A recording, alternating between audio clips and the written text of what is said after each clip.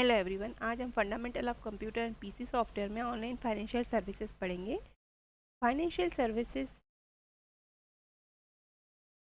Financial financial संस्थाओं या institution जैसे बैंक, बीमा company, brokerage firms, consumer financial कंपनियां तथा निवेशी कंपनियों तथा निवेशी कंपनियों द्वारा बिजनेस तथा ग्राहकों को आदान प्रदान की गई सर्विसेज तथा प्रोडक्ट्स होती हैं। फाइनेंशियल सर्विसेज फाइनेंशियल कंपनी तथा निवेशी कंपनी सभी मिलकर फाइनेंशियल सर्विस इंडस्ट्री का निर्माण करती है। ऑनलाइन फाइनेंशियल सर्विसेज से हमारा आशय ऐसी सर्विसेज से है जो इलेक्ट्रॉनिक फाइनेंशियल सर्विस प्रदान करती हैं। इन्हें e financial services, internet financial service भी कह सकते हैं।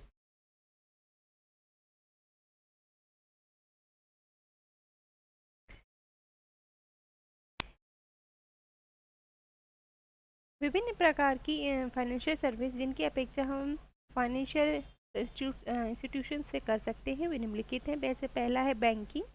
इसके तहत एक व्यक्ति अपना मनी डिपॉजिट कर सकता है तथा ब्याज के रूप में रिटर्न कर सकता है तथा उधार लेने के वाले समय समय पर ब्याज देकर बैंक से ऋण ले सकते हैं।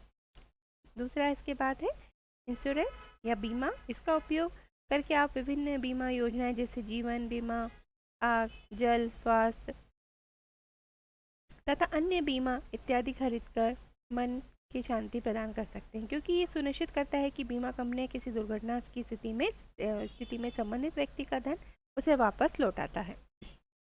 नेक्स्ट है स्टॉक मार्केट। कोई भी व्यक्ति स्टॉक मार्केट में अपना धन निवेश कर सकता है जहां उन्हें लाभ या प्रॉफिट मिलता है तथा पूंजी में मूल्य वृद्धि होती है।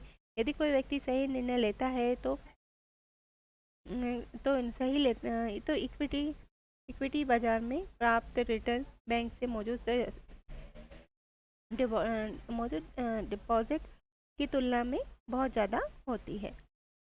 नेक्स्ट है इसका निधि या ऋण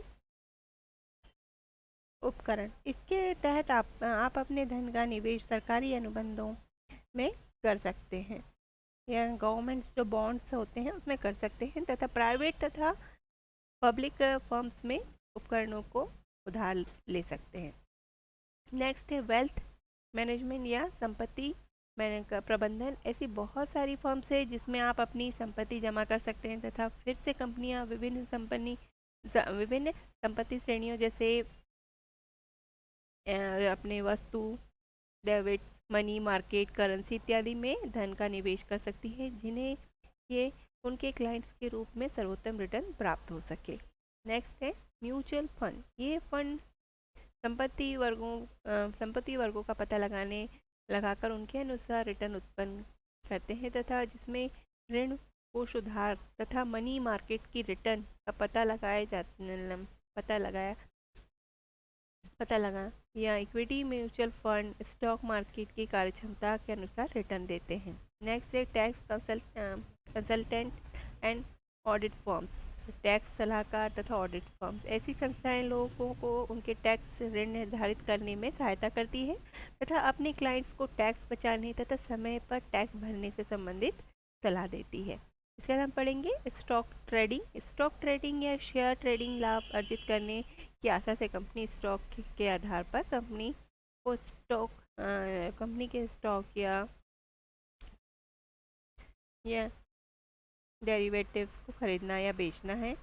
स्टॉक से हमारा अर्थ यह है कि कंपनी के उत्तरदायित्व का एक शेयर। स्टॉक कंपनी की संपत्ति का तथा माल का अधिकार प्रतिशत प्रदर्शित करती है। जैसे जैसे आप ज़्यादा स्टॉक प्राप्त करते जाते हैं कंपनी में आपका अधिकार बढ़ता चला जाता है। जब एक कंपनी का निर्माण होता है तो वह उस समय केवल शेयर होल्डर तथा कोऑर्डिनेटर निवेश करता है या कोऑर्डिनेटर वो ही शेयर होल्डर होते हैं। जब बड़ी कंपनी हो जाती है तथा विस्तार हेतु ज़्यादा धन की आवश्यकता होती है तो अन्य निवेशकर्ताओं हेतु अपने शेयर्स जारी कर सकती है। इस स्थिति में कंपनी तथा उनके शेयर को निजी समझा जाता है। इस कंपनी में बढ़ोतरी होती जाती है, तो हालांकि ऐसा समय भी आ जाता है जब जो जो प्राथमिक निवेशकर्ता अपने शेयर को बेचकर अपने प्राथमिक निवेश के लाभ को धन के रूप में प्राप्त कर सकते हैं। इसके बाद हम पढ़ेंगे ब्रोकेज।